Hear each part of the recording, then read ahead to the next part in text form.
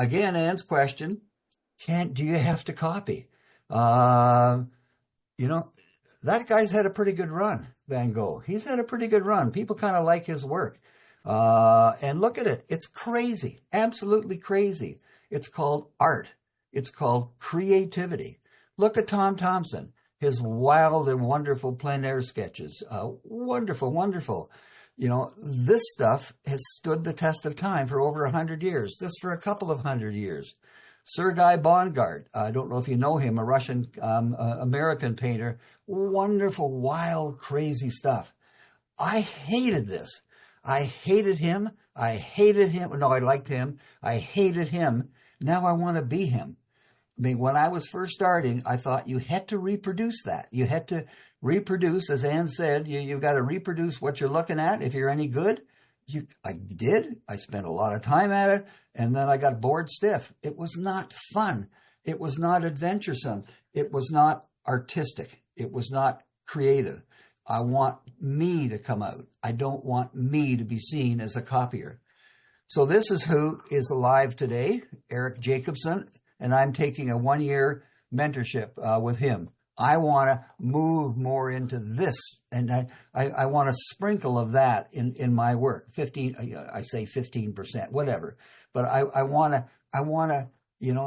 play more. I want to play more and have fun with what I'm doing. And this guy is really popular. And so you say you can't do this kind of stuff. There's all sorts of people say you can't do this. Well, I'm sorry, you can, and I'm gonna. It is just a part of a personal expression, and it is their style. If we weren't all different, this would be a pretty boring art community to be a part of. This is my ambition now in my 80s. I'm going to conquer this if I can. So this is part of me and progressing through this thing. So I got into 12 by 12s. It was a request from a local gallery. They wanted to do this, and they were sold really cheaply. But these 12 by 12s gave me full freedom to play. I just played with these things. Almost none of them are from reference. A lot of them are from memories of larger paintings I did. Plus, I pushed them. I pushed them hard with color and just physical shape. And then the question I think asked, like, look at the background there. Red? That's not right. But it's fun. I like it. It's a little 12 by 12. If this was going to be hanging in some big gallery, it was a huge painting, I wouldn't do that. But on a 12 by 12, it's more decorative than anything else. And I like it. And I have fun with that. A lot of the stuff there is correct. The verticals are darker. The verticals are darker. The verticals are darker.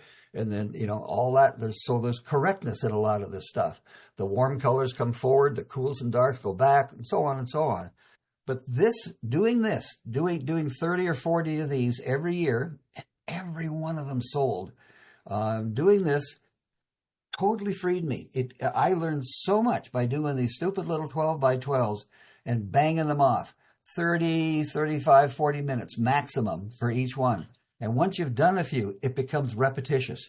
You can just bang these suckers off, change the colors in the foreground, keep the same format, but make some changes here, there, whatever, usually with color. Or I reverse it. I put these trees on this side for the next one and just go back and forth and just play.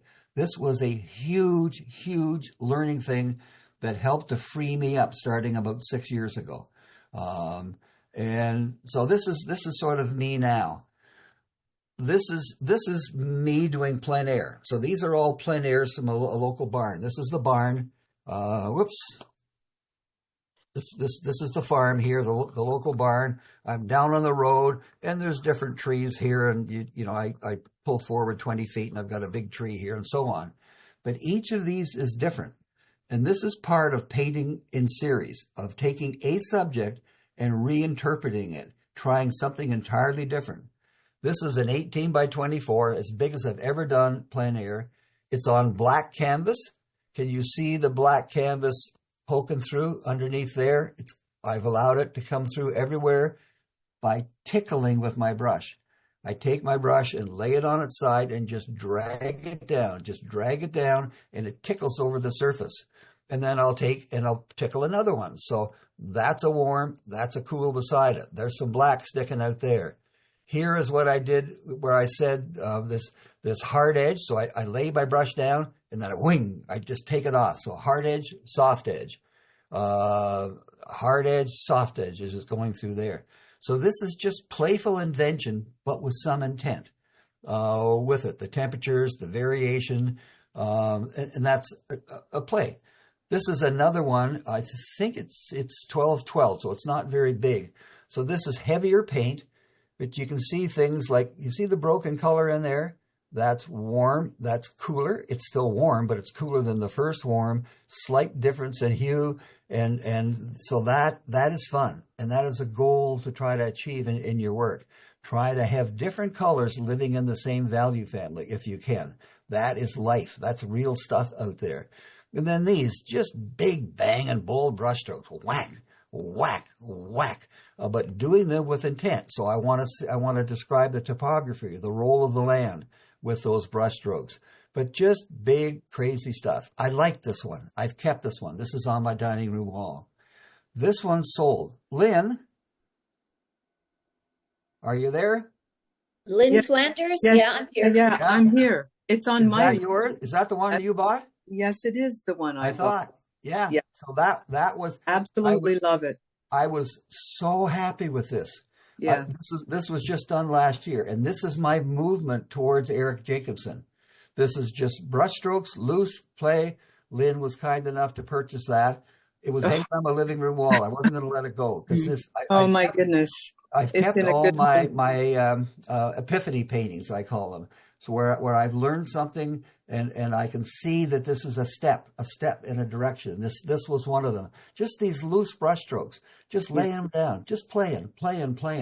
One over the next, brushstroke over the next, hard edge, soft edge, invention, play. Brian, can I ask a question? Do you ever use a palette knife? Yes, I do.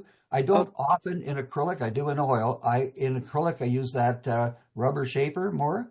The color shaper. Okay. Yeah. Can I ask a question too? Yep. So I'm curious about the darkened corners in the foreground. Like there's rules you do kind of follow, right? Value rules. But these guys, this stuff? Yeah, and I kind of thought you were supposed to put something dark in a corner. Or not. Is that something darkish? So you're...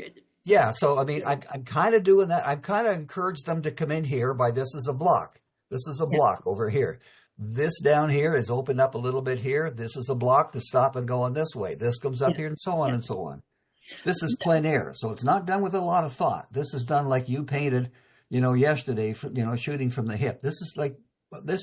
There wouldn't be more than an hour and 20 minutes maximum for any.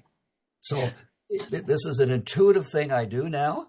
Adding more, say this is darker in this corner than here, and so on.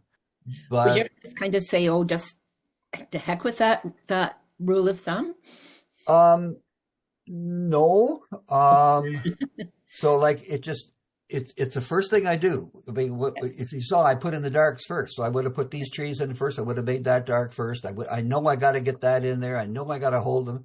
So those darks would go first. Then I'd come inside that. How much of it I left? So this is all negative painting. This dark. Let me get rid of this. This is important. Excuse me, Sue, I have a quick question.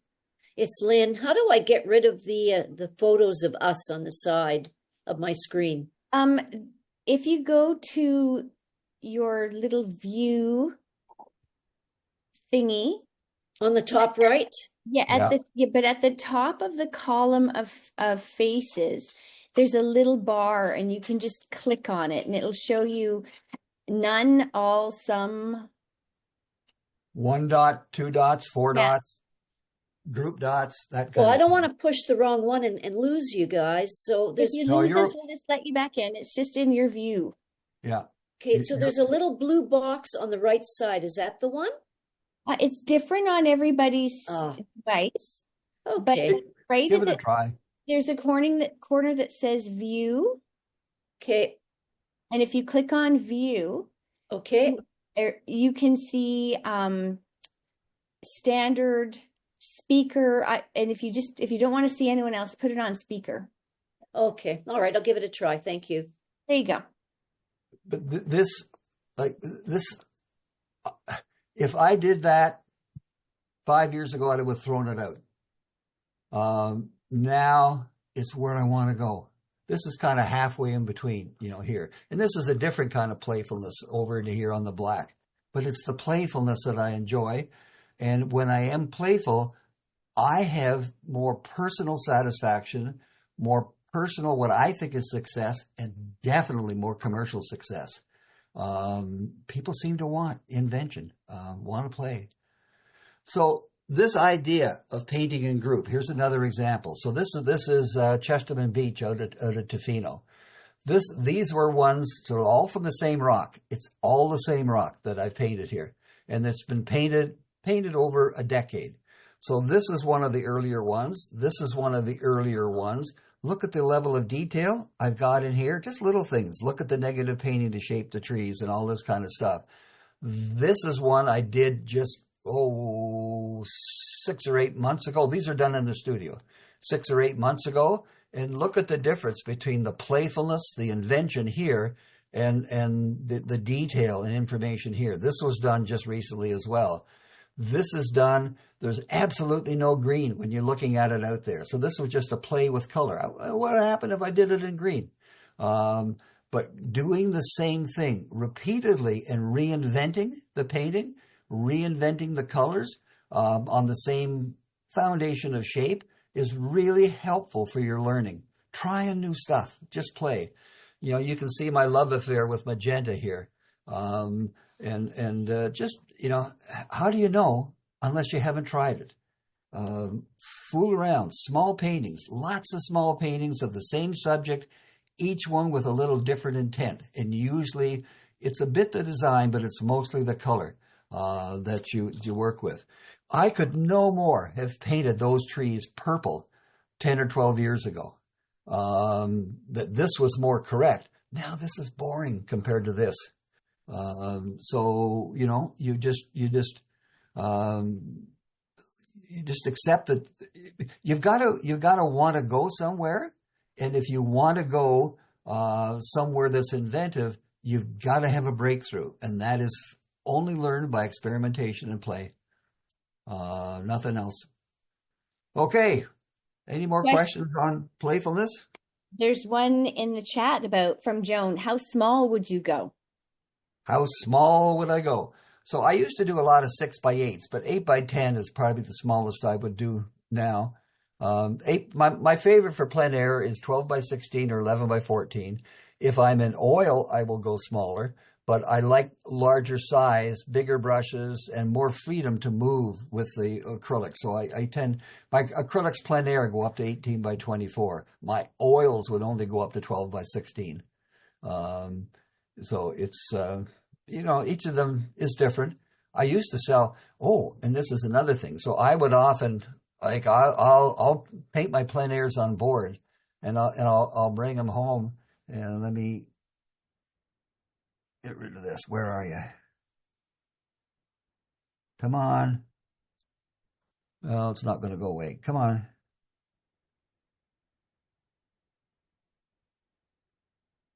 Anyhow, pretend that, okay, let's take this one. I could bring this thing home, and this could be terrible. Oh, now what's going on?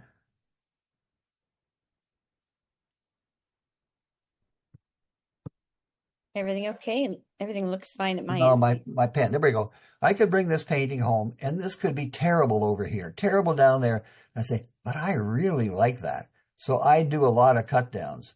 I will take a one of any size, even if it's on canvas.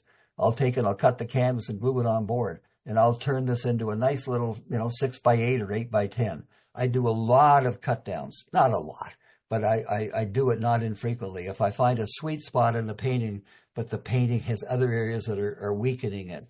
So the cut down is really, really useful approach to try to zero in on something that you really like. Look at the dark value, and see the secondary values living inside there in the blues. The variation in green, but if you squint your eyes, it's all a fairly flat, averaged out value for those, but all sorts of oranges inside there. with it, trying to contain it. This is the one I like more than anything. This was done.